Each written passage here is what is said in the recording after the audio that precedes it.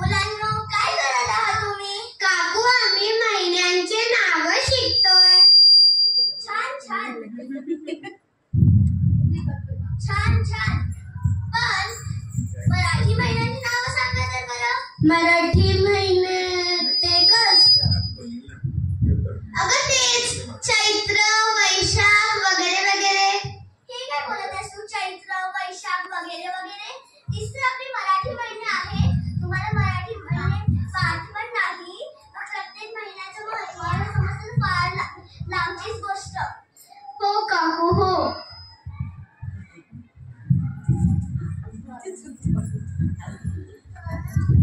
आता काय होईल? आता तू बघच.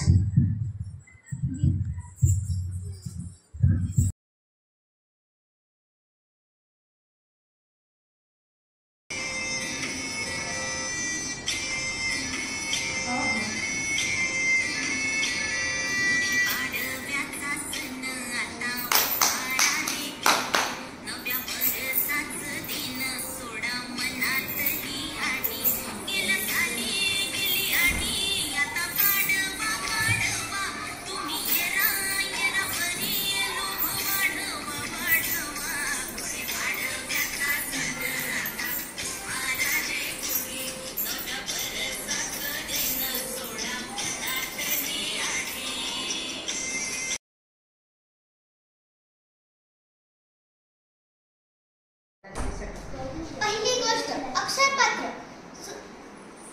पांडवांना असंच होतं. खूप दिवस झाले तरी अन्न मिळेना. द्रौपदी खूप दुःखी झाली. तेवढ्यात श्रीकृष्ण आले. ते हसत म्हणाले, काय झालं द्रौपदी, तू इतकी दुःखी का आहेस? द्रौपदी म्हणाली, खूप दिवस झाले तरी आमच्याकडे खायला काही नाही. मग श्रीकृष्णाने दिलं एक अक्षय पात्र. असं भांड जे कधीच रिकामं होत नाही. आता कितीही जण आले तरी पोटभर अन्न मिळायचं. ही होती श्रीकृष्णाची कहाणी. दुसरी गोष्ट, सुदामा आणि श्रीकृष्ण. सुदामा श्रीकृष्णाचा लहानपणीचा मित्र. फार गरीब होता पण मन फार प्रेमळ होतं. एक दिवस तो श्रीकृष्णाला भेटायला गेला. हातात फक्त पोहे होते. श्रीकृष्णाने त्याला पाहून मिठी मारली आणि त्याने आणलेले पोहे मोठ्या प्रेमाने खाल्ले. काही दिवसानंतर सुदामाचा झोपडा एक राजमहल झाला. काही मागितलं नाही तरी भक्तीचं फळ मिळालं. तिसरी गोष्ट, गंगा अवतरणे. राजा भगीरथाने खूप तप केला आणि शेवटी गंगा देवी पृथ्वीवर उतरल्या. पण त्याचा वेग खूप जास्त होता म्हणून शंकराने ती आपल्या जटांमध्ये अडवली. त्या दिवसाला आपण म्हणतो गंगेचं अवतरण. गंगा ही केवळ नदी नाही, ती आहे आपल्या श्रद्धेचा प्रवाह. चौथी गोष्ट, महाभारताची सुरुवात. याच दिवशी वेदव्यासांनी महाभारत सांगायला सुरुवात केली. ते सांगत होते आणि गणपती लिहत होते. महाभारत युद्ध, धर्म आणि अद्भुत ग्रंथ.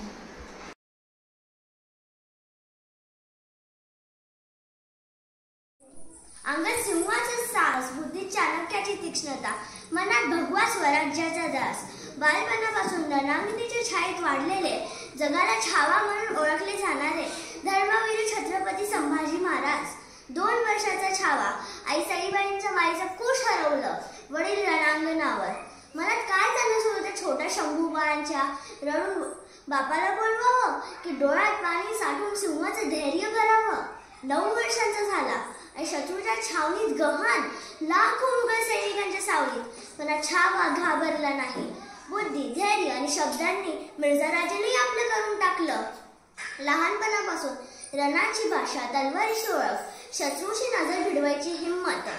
आग्राचा किल्ला बंदिस्त, पिता पुत्र कोणी दुसरं तुटून गेलं असतं. पण छावा वयाने लहान, मनाने सिंह. एक एक दिवस जणू कैदीतला वर्षासारखा लांब. एक एक दिवस जणू कैदीतला वर्षासारखा लांब. आई नाही, स्वातंत्र्य नाही. एकही युद्ध हरले नाही. एकही अन्यायासमोर झुकले नाही.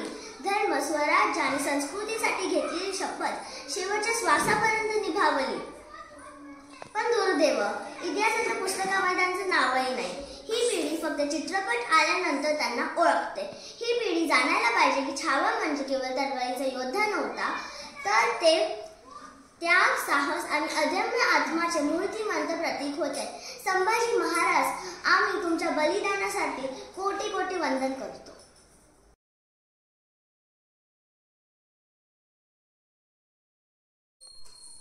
जय जय राम कृष्ण हरी, जय जय राम कृष्ण हरी. हे काय करत आहात तुम्ही? आम्ही वारीला चाललोय. म्हणजे ट्रेकिंग सारखंच ना? हो, ट्रेकिंग म्हणा की पिकनिक म्हणा, आम्ही तर त्याला वारी म्हणतो. बोर नाही वाटत काय तुम्हाला? बोर कसला, आम्ही भजन करतो, देवाची गाणी गातो. देवाची ये द्वारी उपाक्षण भारी, देवाची ये द्वारी उपाक्षण भारी. OMG, काय बोर. आम्ही तुम्हाला आमचे ट्रेंडिंग सॉन्ग गाऊन दाखवतो. माझे रील काढ ना. Your eyes, your face, exploding like fireworks in the sky, sapphire. गाणं आहे, पण आमचं गाणं विठोबासाठी. निवृत्ती ज्ञानदेव सोपान मुक्ताबाई, एकनाथ नामदेव तुकाराम. निवृत्ती ज्ञानदेव सोपान मुक्ताबाई, एकनाथ नामदेव तुकाराम. आम्ही तुम्हाला आमचे ट्रेंडिंग डान्स करून दाखवतो. आ बचे बचे, आ बचे बचे, आ बचे बचे. वा, छान केलं तुम्ही. पण आम्ही जे करतो ते शो ऑफ साठी नाही. आम्ही आमच्या सर्व गोष्टी विठ्ठलासाठी.